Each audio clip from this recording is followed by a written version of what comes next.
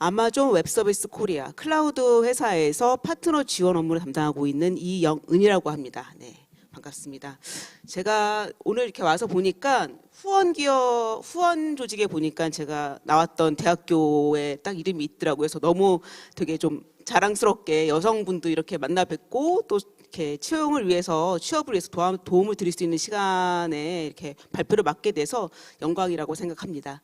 제가 오늘 설명드릴 내용은 아마존에서 일하는 방식과 리더십 원칙이라고 해서 아마존 하면 아마 혁신에 대한 이미지가 떠오르실 거예요. 어떻게 혁신을 이뤄나가는지 유지하고 있는지를 문화와 리더십 관점에서 소개를 드리도록 하겠습니다.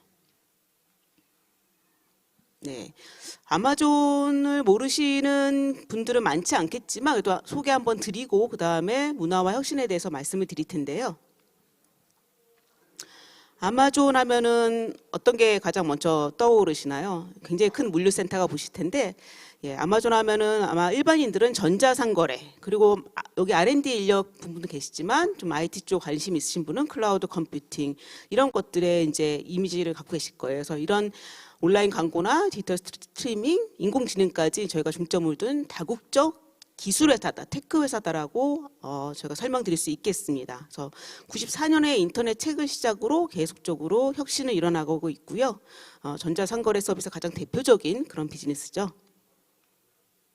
네, 아마존의 브랜드는 22년 기준으로 저희가 베스트 글로벌 브랜드에서 한 3위권 정도로 소개를 하고 있고요. 탑10에서는 아마존을 두 번째로 포춘에서는 선정을 하고 있습니다. 혹시 왜 제프 베조스가 아마존을 만들 때 아마존이라는 이름을 선택을 하셨는지 아실까요? 재미 차원에서 인사말에 넣었는데요. 제프 베조스가 이제 회사를 만들고 시작을 할 때 이름을 짓기 위해서 사전을 쫙 훑었다고 해요. 거기서부터 A부터 시작을 했겠죠. 그래서 A부터 쫙 시작하면서 아마존을 딱 보는 순간 지구에서 가장 큰 강이잖아요, 아마존이. 그래서 아마존의 이름을 선택하고 지구에서 가장 큰 서점을 만들어야겠다라는 적합한 단어라고 생각을 해서 이런 아마존을 선택했다고 합니다. 그리고 이제 오른쪽 아래에 보시면 이제 아마존이라는 브랜드 이름에 이렇게 약간 웃는 표시 같은 게 있잖아요. 그 표시는 아마 다들 미소라고 생각을 하실 수도 있을 텐데 이것도 좀 의미가 있는데 A부터 시작을 해서 Z로 모든 것을 담는다는 의미의 화살표입니다. 그래서 이런 좀 브랜드와 의미를 갖고 있다라고 보시면 되겠습니다. 네. 그래서 우리는 어떤 정체성을 갖고 있는 회사냐라고 이제 저희 저희의 홈페이지라든가 아마 기사에서 보시면 알겠는데, 아마존은 지구상에서 가장 고객 중심적인 회사를 지향하고 있고요. 최근에는 지구상에서 가장 좋은 기업인, 그다음에 일하기 안전한 곳을 만들겠다라는 그러한 정체성을 지향하고 있습니다. 아마존의 역사는 저희가 1994년에 전자서점 아마존 책을 파는 그런 서점에서 시작을 했고, 계속적으로 다양한 서점 중심으로 그다음에 인터넷 쇼핑몰 중심으로 계속 확장하다가 2006년에는 저희 아마존 웹서비스의 클라우드 비즈니스 시작했고, 그 이후에 전자책, 비디오, 알렉사와 같은 여러 가지 혁신들로 비즈니스 계속 넓혀나가고 있습니다. 네, 그래서 주요 사업들을 이렇게 뽑아봤는데 아마 이 외에도 다양한 비즈니스들이 계속 지금까지도 확장을 하고 있을 거예요. 전자상거래 시작했고, 클라우드도 했고, 그다음에 여러 가지 알렉사라든가 전자책을 볼 수 있는 그런 기기들, 그다음에 미디어, 프레시몰이라든가 오프라인 매장까지도 확장을 했고, 최근에 기사를 보셨던 분은 알겠겠지만 어떤 패션 쪽도 확장을 하는 형태로 다양한 비즈니스에 확장을 하고 있습니다. 네. 그래서 아마존 하면은 세계 최대 소매 회사라고 말할 수 있고, 저희 AWS 아마존 웹 서비스는 세계에서 가장 혁신적인 클라우드 공급자라고 조금 두 개의 비즈니스가 좀 명확하게 이해를 돕고자 이 장표를 좀 넣어봤고요. 네.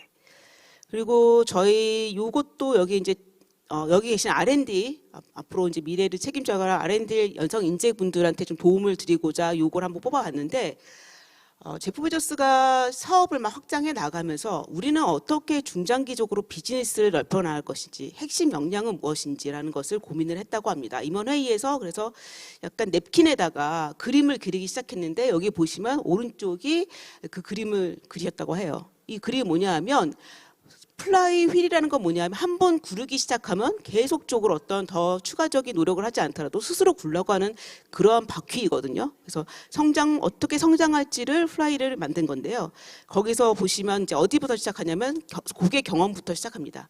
고객 경험이 좋아지면 고객들이 더 유입이 되고, 고객이 많아지면 판매자들이 더 들어올 거고, 판매자가 더 많아지면 고객은 그만큼 살 수 있는 물건들이 많아지는, 선택의 폭이 넓어지는데, 이런 구조상에서 사업이 성장하게 되면 우리는 가격 구조를 더 절감시킬 수 있고, 가격 인하를 통해서 고객 경험은 더 좋아질 거라는 이런 구조를 그린 게 이 성장 플라이힐이거든요. 그래서 이 중에서 저희가 제안할 수 있는 밸류 프로포지션은 가격을 고객한테 싸게 공급하는 것과 선택의 폭을 넓히는 것과 그다음에 고객이 편하게 선택할 수 있게끔 하는 세 가지의 밸류를 전달하겠다라는 키 밸류가 있습니다.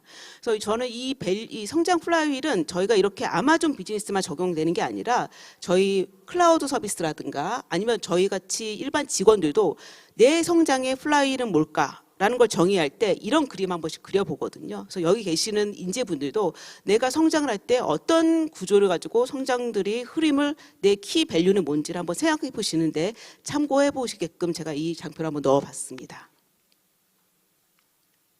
네, 이제부터 본격적으로 성장 문화 소개를 드릴 텐데요. 아마존이 이렇게 혁신의 기업으로 계속 유지시킬 수 있는 것은 네 가지의 기둥이 있다고 합니다. 문화의 기둥, 그다음에 메커니즘의 기둥, 그다음에 조직의 기둥, 그다음에 아키텍처에 대한 기둥, 이 네 가지의 기둥으로 저희는 혁신을 유지할 수 있다라고 보고 있습니다. 이 기둥은 다 각자 따로따로 있는 게 아니라 이들 간에는 서로 연관관계가 있고 서로 도움을 주는 이런 구조를 갖고 있고요. 첫 번째로 문화에 대한 부분들을 말씀을 드리면 대의원 문화와 리더십 프린시플이 있습니다. 문화라고 하면 사람과 프로세스에 대한 얘기인데 어떤 내용들이 있을지 한번 살펴보도록 하겠습니다. 데이원 문화고요. 이거는 사실 아마존의 건물에 들어오거나 아마존에 입사를 하시게 되면 굉장히 참 그냥 너무 흔하게 보는 그런 메시지예요. 저희 시애틀의 본사 가도 데이원 빌딩이 있을 정도로 데이원에 대해서는 굉장히 많이 중요성을 강조하고 있습니다. 데이원의 그 대원이라는 문화의 키 메시지는 고객 집착과 두 번째로는 고품질의 의사결정, 빠른 의사결정이고 세 번째는 어떤 경험과 파괴적 혁신을 중요하게 여기는 게 대의원의 문화입니다. 그 즉슨 뭐냐 하면 창립한 날, 첫날, 항상 첫날과 같은 마음으로 일을 하겠다라는 부분이 들어가 있는 부분이고요. 그러면 데이 2는 뭘까요? 제프 베조스에 의하면은 데이 1에서 데이 2로 넘어간 기업들은 굉장히 정체되어 있고, 그 다음에 그들은 굉장히 그 사업이 침체되어 있는 그런 기업들이고 결국에는 죽음으로까지 이어지는 것이 데이 2의 문화라고 얘기하고 있습니다. 그들은 데이 2의 그런 기업들은 어떤 관료주의라든가 이런 것으로 인해서 굉장히 의사결정이 느리고 혁신이 느릴 수뿐이 없기 때문에 저희는 이런 데이 1의 문화를 계속 유지하면서 빠르고 고품질의 의사결정을 계속 이어나가겠다는 게 데이 1의 문화입니다. 네, 그래서 데이 1의 문화를 시작되는 부분, 혁신이 시작되는 부분은 저희 아까 첫 번째가 고객 집착이라고 말씀드렸잖아요. 그래서 저희는 고객과 함께 시작해서 거꾸로 하는 작업 방식을 통해서 계속 혁신을 이뤄나가고 있는데요. 어떻게 거꾸로 일하는지는 뒤에서 좀 자세하게 설명을 드리도록 하겠습니다. 네, 고객 집착이라는 말은 고객과 함께 시작을 해서 거꾸로 작업을 하는 부분인데, 고객의 신뢰를 유지하기 위해서 계속 고객에 대해서 집착해서 그들이 원하는 게 무엇인지를 알아보는 부분이고요. 네, 요게 실제로 책상에 있다고요. 저도 이제 가서 실물은 보지 않았지만 예를 들면 고객이 그 자리에 있지 않더라도 저희가 고객한테 굉장히 중요한 의사결정을 할 때는 저렇게 고객의 자리에 의자를 하나 갖다 놓고 우리가 이런 결정을 할 때 고객들은 과연 뭐라고 말을 할 것인가 라는 것을 항상 떠올리기 위해서, 생각해 보기 위해서 저런 의자와 책상을 갖다 놓는다고 합니다. 그래서 저희는 계속적으로 고객의 중요성을 잊지 않기 위해서 다양한 툴들을 만들고 활용하고 있습니다. 네. 또 두 번째의 문화의 또 중요한 부분은 이 오른쪽에 보시는 그림 뭔지 아시죠? DNA 구조입니다. 제프 베조스가 조그만 조직에서 창업을 해서 굉장히 회사의 기업들이 다양한 사업으로 넓혀 나가고 조직 규모가 많아지고 그다음에 전 세계의 지사들이 많아짐으로써 예전에는 그냥 바로바로 자기가 지시를 하면 자기와 얼라이먼트가 돼서 의사결정이 일어났지만 이제 많은 사람들과 넓은 지역에서 이런 것들을 다 공유하기가 좀 어려운 것에 봉착을 했습니다. 그래서 우리가 어떻게 자기가 생각하는 철학을 직원들이 계속 유지할 수 있을까 해서 만든 것이 리더십 프린시플, 리더십 원칙이고요. 이것들이 저희한테는 전 세계에 있는 직원들이 이런 DNA로서 계속적으로 혁신의 어떤 유전자들을 가져갈 수 있게끔 하는 힘이라고 보시면 되겠습니다. 그래서 이런 리더십 프린시플을 만들기 위해서 최초에 어떻게 만들기 시작했냐면 아마존에서 성공한 리더들은 어떻게 성공을 했는지를 연구를 했대요. 그리고 외부에서 또 성공한 리더들은 어떻게 성공을 했는지 어떤 특성을 갖고 있는지 연구를 해서 이런 리더십 프린시플을 최초에 만들었고 이 리더십 프린시플은 고정되어 있는 게 아니라 저희가 매해가 되면서 늘어나기도 하고 줄어들기도 하고 이런 지금 회사 상황의 변화에 맞춰서 늘고 줄고 계속 업데이트를 하고 있습니다. 또한 이 내용들을 보시면 조금 그들 간에 상충된 부분이 있습니다. 예를 들면 딥다이브, 굉장히 데이터를 많이 모으고 분석을 하고 검토를 하라라는 딥다이브라는 그런 리더십 프린시플도 있는 반면 바이어스 포 액션이라서 행동을 빠르게 해라, 의사결정을 빠르게 하라라는 리더십 프린시플도 있습니다. 이 두 가지를 양립하기는 굉장히 어려운 부분이 있지 않습니까? 하지만 여기의 의미는 서로 균형을 맞춰서 다양한 측면에 검토를 하고 분석을 하고 의사결정을 하라라는 측면에서 약간의 양립이라든가 이런 부분도 있지만 밸런스를 맞추는 것이 또한 리더의 역할이기 때문에 이런 리더십 프린시플이 있고요. 네, 요것들 중에 이제 16가지나 되기 때문에 다 말씀을 드릴 수는 없지만 몇 가지 중요한 부분만 설명을 드리도록 하겠습니다. 네, 발명과 단순화, invent and simplify인데요. 저희는 굉장히 발명에 대해서 많이 강조를 하고 있습니다. 내부에 아까 뒤에 리더십 프린시플 16가지로 저희가 설명드린 부분들이 어떻게 쓰여지냐면 저희가 채용할 때도 이 리더십 프린시플에 맞는 인재인지를 체크를 하고 저희가 연평가를 할 때도 피드백을 줄 때도 이 리더십 프린시플에 맞춰서 내가 일을 했는지를 다시 한번 검토해보고 나의 매니저들도 그거에 리더십 프린시플에 맞춰서 피드백을 주시거든요. 그리고 또 저희가 사업 계획을 할 때도 저 리더십 프린시플에 맞춰서 저희가 사업 계획이 제대로 됐는지를 검토를 합니다.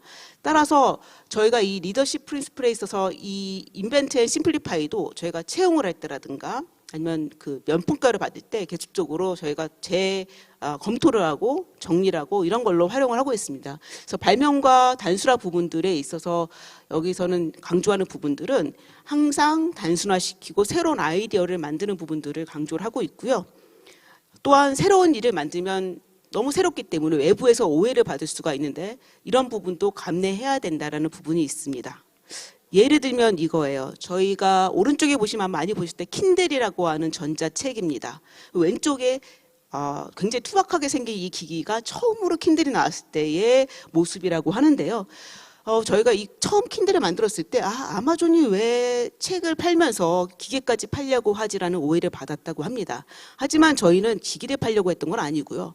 아까 고객 집착을 하다 보니까 고객 요구상의 니즈가 그냥 책을 내가 언제 어디서든 원하는 때 바로 다운받아서 읽고 싶어 이런 니즈를 우린 발견했고 그걸 충족시키기 위해서 와이파이가 달린 저런 기계들을 만들어가지고 책을 쉽게 볼 수 있게끔 그런 부분들을 드리기 위해서 인벤트한 거였거든요. 근데 좋지 않긴 하지만 우리가 기기 비즈니스를 하려는 거 아닌가라는 오해를 받았습니다. 하지만 그걸 감내하면서 오른쪽에 보시는 바와 같이 책을 쉽고 빠르게 읽을 수도 계속적으로 기기가 참 많이 단순화됐고 수영장에서도 읽을 수 있게끔 방수 처리까지 되어 있습니다. 최근에는. 네, 이런 형태로 우리가 고객의 니즈를 위해서 발명하고 단순화시키고 있다라는 예가 되겠습니다. 예, 또 하나의 또 중요한 저희가 굉장히 저희 내부에서 일하다 보면 많이 얘기되는 게 바이어스 포 액션입니다. 빠르게 행동하는 부분. 비즈니스에서는 속도가 중요한 부분들을 아마 여러분들도 많이 느끼실 거예요. 그래서 이런 부분들을 빨리 하기 위해서 저희는 검토할 때 이런 측면에서 검토를 합니다. 내가 지금 의사결정을 해야 될 문제가 단방향의 문을 나가는 것인지 양방향의 문을 열고 나가는 것인지를 검토를 해보는 부분인데요. 단방향의 문은 한 번 나가면 다시 들어올 수 없는 문입니다. 근데 양방향의 문은 한 번 나가더라도 다시 돌아올 수 있는 문이거든요. 근데 대부분의 의사결정을 보시면 양방향의 문입니다. 그 의미의즉슨 해보더라도 실패를 겪더라도 다시 내가 돌아올 수 있기 때문에 빠르게 행동을 하라라는 그런 부분으로 저희가 검토할 때 이 양방인지 투웨이 도어인지를 한 번씩 꼭 생각을 해보는 부분입니다. 네.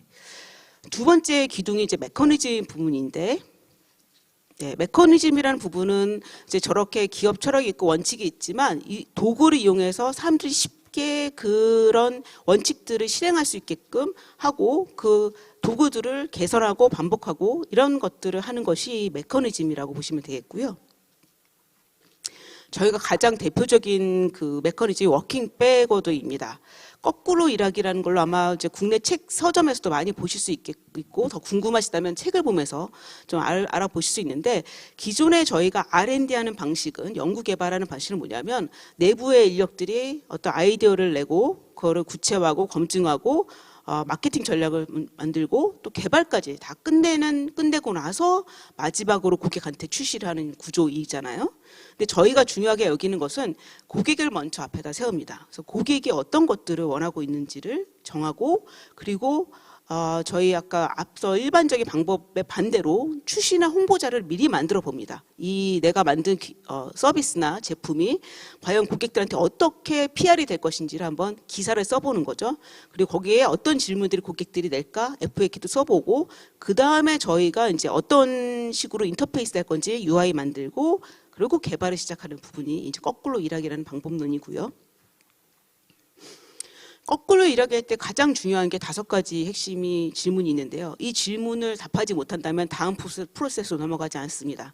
첫 번째 질문은 당신의 고객이 누구인지 명확히 해야 됩니다. 그러니까 고객 집착의 또 하나의 일환이겠지만 명확하게 고객이 누구인지를 파악하고, 고객이 갖고 있는 문제를 내가 알고 있어야 되고, 그다음에 고객한테 어떤 혜택을 줄 수 있는지도 명확히 내가 이해를 하고, 그다음에 이런 것들을 어떤 모습으로 그려나갈 건지를 내 머릿속에 명확히 이해가 되고 난 후에 이제 진행을 거꾸로 넘어가는 그런 개발로 넘어가는 그런 방식으로 진행될 거고요. 그래서 그런 것들을 하기 위해서 만드는 결과물은 이겁니다. 왼쪽에 보시면 보도 자료거든요. 보도 자료는 보통 한 페이지나 2페이지 내에서 보도 자료를 만들죠. 그리고 자주 하는 거기서 자료를 읽고 나서 보도 자료 보고 나서 고객이나 아니면 내부 직원들이 할 수 있는 질문들이 그것들을 답변을 정리를 합니다. 마지막에는 시각화를 해서 내가 이것들을 어떻게 서비스를 할 건지를 이제 서로 공유를 잘 할 수 있게끔 애니메이션 같은 것들을 이제 그려보는 작업들을 하게 되고요. 이런 것들을 만들면서 서로 어떤 경험들에 대한 명확한 공감대를 형성할 수 있겠죠. 네. 이게 이제 저희가 일반적으로 그냥 뭐 새로운 서비스를 출시할 때만 만드는 게 아닙니다. 저희는 내부적으로 사업 계획서를 만들거나 아니면 분기별 사업 리뷰를 하거나 할 때 이런 방식으로 일을 하거든요. 그래서 저희는 이렇게 보시면 이제 6페이지라고 하는데, 이 6페이지 안에는 아까 보도자료처럼 어떤 비즈니스 시각이나 고객 입장에서의 결과물을 정리하고, 이 안에 또 FAQ 같은 것들을 나올 만한 질문들을 또 답변이라든가 데이터 포인트를 넣게 되고요. 이런 자료들을 만들어서 저희가 이제 사업계획서 리뷰를 한다 그러면 이것들을 배포를 미리 하고 저희가 이제 검토를 하게 됩니다. 아마 아마존에서는 내부 문서로 PPT를 쓰지 못하게 한다는 얘기 들어보셨을 거예요. 파워포인트를 쓰게 되고 그걸 통해서 발표를 하고 나서 그 다음에 사업계획서를 검토하고 질의응답을 하게 되면 어떤 문제점이 있냐면, 이렇게 발표자가 말하는 내용이 대부분 이제 PPT에 들어가 있는 게 아니라 발표자가 하는 말에 의해서 내용들이 많이 들어가 있고, 듣는 입장의 시각차라든가 또 집중력에 따라서 그 내용이 다르게 이해될 수가 있거든요. 저희는 그래서 PPT를 사용하지 않고 이런 문서를 만들어서 6페이지를 만들어서 미리 발표를 하지 않습니다. 이 문서를 각자 조용히 회의실에 들어와서 읽습니다. 차근차근 한 10분, 20분의 시간을 주고 읽고 나서 저렇게 각자 질문하고 싶은 포인트 아니면은 자기가 인사이트 같은 것들 옆에 메모를 하고요. 그다음에 다 읽고 나서 저희가 이런 부분들을 질문할 것들이 있거나 하는 것들을 그 저 리더한테 질문하는 형태로 질문을 이제 진행을 하거든요. 그럼으로써 서로 오해를 여지를 없애고 명확한 이제 공감 어떤 이해 부분들을 다 똑같이 하고 이런 것들을 활용을 하게 되는 것이 저희가 아까 거꾸로 일하기 방식으로 나온 저희 내부 또 프로세스도 이렇게 일하고 있습니다. 네. 요거를 시간이 된다면 저희가 한번 들어보면 좋을 텐데 소리가 들리실까요? But it seems like a lot of work. Oh boy, how do we begin? Well, the working backwards process should not be optional unless you know a better way. And you shouldn't know a better way until you've tried the working backwards process several times. The working backwards process really does work. And this particular thing here, it sounds great, but it seems like a lot of work. Done correctly, the working backwards process is a huge amount of work, but it saves you even more work later. The working backwards process is not designed to be easy. It's designed to save huge amounts of work on the back end and to make sure that we're actually building the right thing. What so many companies do is they write the software, that's a lot of work. They get it all working, and then they throw it over the wall of the marketing department and say, okay, here's what we built. Write the press release for it. That process is the one that's actually backwards. 네.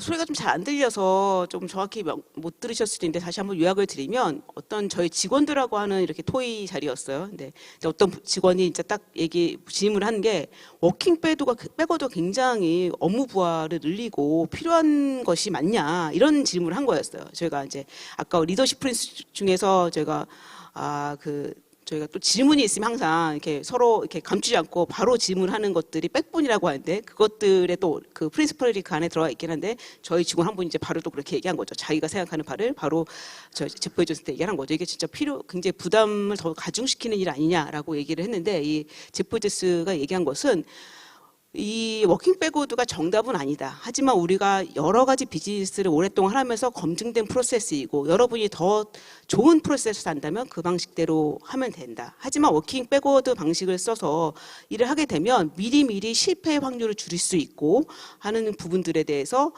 줄일 수 있기 때문에 워킹 백워드는 자기 효율적인 그런 방법이라고 생각한다라는 것을 이제 제프에서 얘기를 한 겁니다. 그래서 워킹 백워드가 그냥 일반적으로 PPT를 만들거나 사업 계획서를 만드는 것에 대비 굉장히 많은 노력이 필요합니다. 데이터 포인트도 필요하고 실제로 아까 이제 자기 머릿속에 경험이 어떻게 될 건지를 구체화시키기까지 많은 고민과 데이터가 필요하지만 나중에 향후에 비즈니스 실패를 없애는 데는 굉장히 좋은 방법으로 저희 아마존 내부에서는 통하고 있습니다.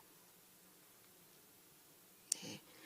세 번째 저희가 혁신의 기둥은 조직입니다. 저희는 채용할 때 빌더를 고용하고 그들이 성취할 수 있도록 하는 것을 목표로 하고 있고요. 그래서 이 빌더들을 아까 아마존 프린시플에 맞춰서 채용할 때 이들이 과연 진짜 빌드의 경험을 갖고 있는지를 검증하고 인터뷰를 하게 되어 있고요. 또 성취할 수 있는 환경을 만들고자 지속적으로 노력하고 있습니다. 네, 그 중에 하나가 투피차 팀입니다. 투피차 팀 많이 들어보셨죠? 저희가 그 팀원들을 투피자로 이제 식사를 할 수 있는 정도로 규모를 유지하라는 거고요. 5명에서 한 10명 정도의 직원 규모로 팀을 만드는 것들을 지향하고 있습니다. 그 이유는 저희가 팀에 많은 인력들이 있다면 거기에서도 관료주의가 있고 의사결정을 받는데 느린 의사결정들이 발생을 하게 되거든요. 그래서 저희는 굉장히 소규모의 팀들이 독립적으로 일하고 신속한 의사결정을 할 수 있게끔 하는 메커니즘으로 투피자 팀을 만들고 지향하고 있고 그 팀에서 주도적으로 프로젝트를 개발하고 운영할 수 있게끔 하는 오너십이나 리소스를 다 주는 것들을 지향하고 있습니다. 그래서 저 예를 든다면 쇼핑몰을 개발한다 그러면은 결제팀이 한 5명에서 10명 정도 있는 거고 그다음에 장바구니 팀이 한 5명에서 10명 정도 있고 이런 식이거든요. 옛날에는 개발팀, 디자인팀 이런 식으로 구분을 해서 수백 명의 개발자가 있었다면 이것들을 다 업무 단위 소규모로 만들어서 그들이 결제 프로세스 쪽을 개선해 보겠다면 그 개발팀 안에서 빠르게 의사결정해서 개발해 볼 수 있게끔 적용해 볼 수 있게끔 하는 그런 독립된 조직 구조를 하는 것을 되게 지향을 하고 있습니다. 네. 그리고 이렇게 하는 이유는 저희가 실패와 발명 때문입니다. 그래서 16년의 주주에게 보내는 편지 아마 기사나 책에서 많이 보셨을 텐데 저희는 실패와 발명은 떼어야 뗄 수 없는 쌍둥이라고 생각을 한 것을 제프 베조스가 이제 어필을 했고요. 공명을 했고 새로운 것을 발명하려면 실험이 필요하고 효과가 있을 거라는 걸 미리 안다면 그것은 실험이 아니다. 그래서 실패를 적극적으로 인정하는 그러한 조직 문화를 갖고 있습니다. 그리고 이런 다양한 빠른 시도를 하기 위해서 아까 투피처 팀에서 여러 가지 빠른 의사결정, 개발을 주도적으로 할 수 있게끔 만든 것이겠죠. 네. 근데 우리가 진짜 실패를 얼마나 인정하는지를 보려고 대표적인 사례를 이제 뽑아봤는데요. 아마존도 굉장히 많은 실패를 하고 있었음을 아실 거예요. 최근에도 여러 가지 사업들을 시도했다가 접기도 하고 변화하기도 하고 계속 하고 있는데요. 대표적인 게 이제 옥션이나 제트샵이라고 하는 이제 그 판매자들이 쇼핑몰에 들어와서 자기 제품을 팔 수 있게끔 하는 부분들을 시도를 했지만 굉장히 제대로 운영이 되지 않았다고 합니다. 그래서 저희가 판매자들이 어떤 판매할 수 있게끔 장은 만드는 그러한 대원칙은 유지하지만 되게 유연성 있게 실제적으로 방법 차원에서 유연성 있게 가게 하기 위해서 마켓플레이스라는 그런 실패의 경험을 바탕으로 마켓플레이스라는 성공적인 사례를 비즈니스 모델을 만들 수 있게 되었고요. 그다음에 또 하나가 여기 계신 분들은 모를 수도 있는데 파이오폰이라는 저희가 핸드폰을 또 만들기도 했습니다. 쇼핑몰을 이 핸드폰을 쉽게 사용할 수 있게끔 하기 위해서. 하지만 굉장히 디바이스 비즈니스가 어렵다는 것을 저희가 인식을 하게 됐고요. 오히려 저희가 에코라든가 알렉사라 같은 디바이스 이 파이오폰 개발자들이 이 디바이스 팀으로 옮겨서 또 다른 새로운 비즈니스 이 실패의 경험을 바탕으로 좀 더 나은 서비스를 만들 수 있게끔 하는 팀으로 옮겨가서 에코와 알렉사 같은 성공적인 서비스를 또 출시를 할 수 있었습니다. 네. 마지막으로 저희가 이제 말씀드릴 기둥은 저희가 아키텍처입니다. 네. 여기 뭐 R&D 인력이라서 이 메시지를 다 잘 이해하실 것 같은데요. 저희 루즐리 커플이라는 얘기를 많이 들어보셨을 거예요. 느슨하게 결합된 시스템이 느슨하게 결합될수록 이제 규모가 커질 때 좀 내결합성이 높아지고 의존성이 낮기 때문에 더 빠르게 혁신할 수 있다라는 부분을 저희는 아키텍처를 설계할 때 그 원칙을 가지고 있습니다. 네. 그래서 왼쪽에 보시면 이제 아마존닷컴 쇼핑몰의 구조를 되게 멀리서 아키텍처를 조망하면 저런 그림이라고 합니다.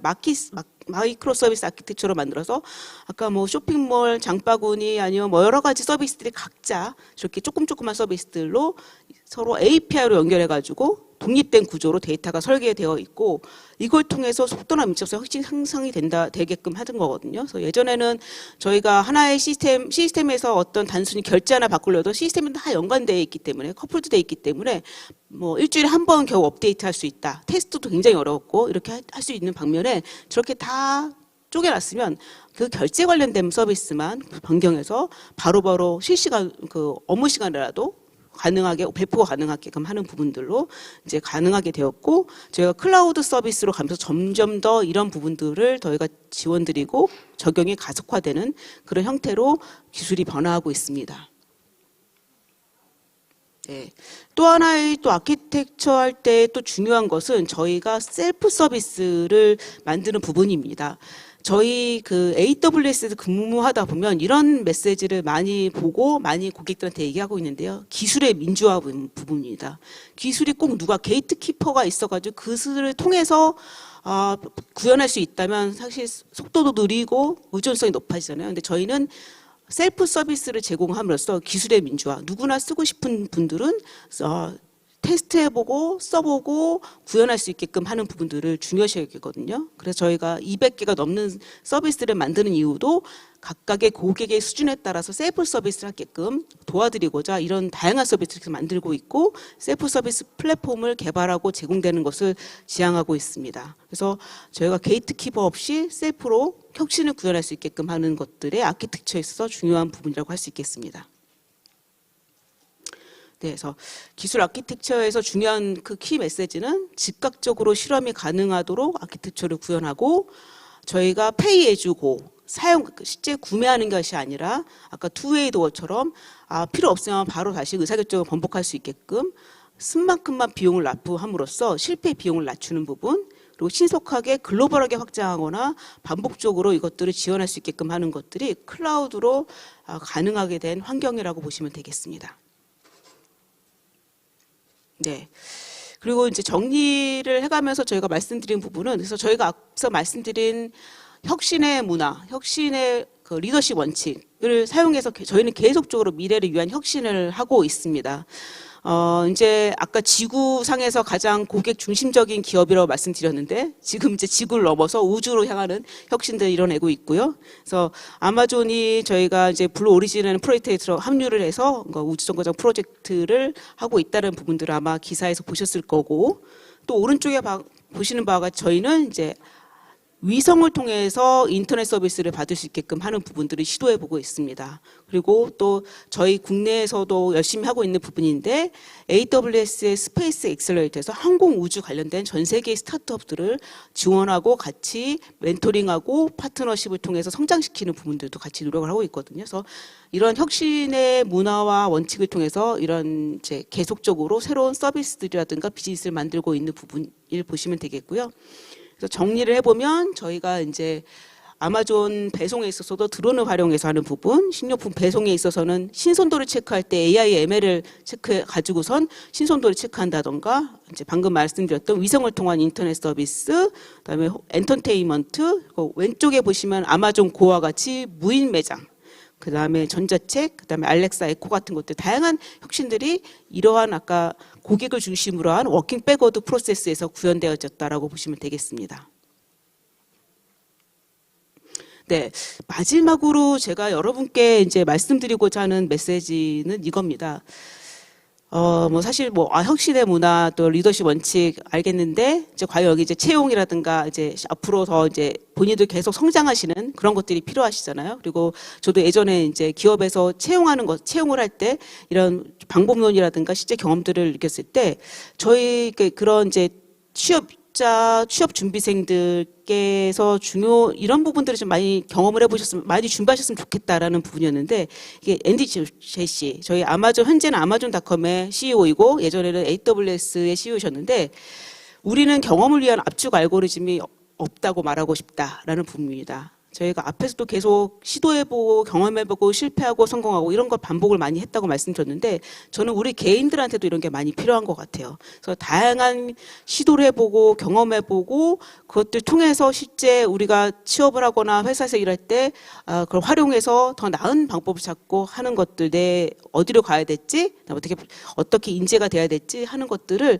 경험을 통해서 많이 이뤄내셨으면 좋겠다는 생각 때문에 제가 앤디 제시의 제가 가장 사랑하는 메시지인 우리는 경험을 위한 압축 알고리즘이 없다고 말하고 싶다는 부분들을 마지막 매트로 정리해봤습니다. 네, 이상으로 제가 준비된 내용들은 말씀을 드렸고요. 네, 오늘 좋은 또 내용들 소개받고 좋은 결과가 있었으면 좋겠습니다. 감사합니다.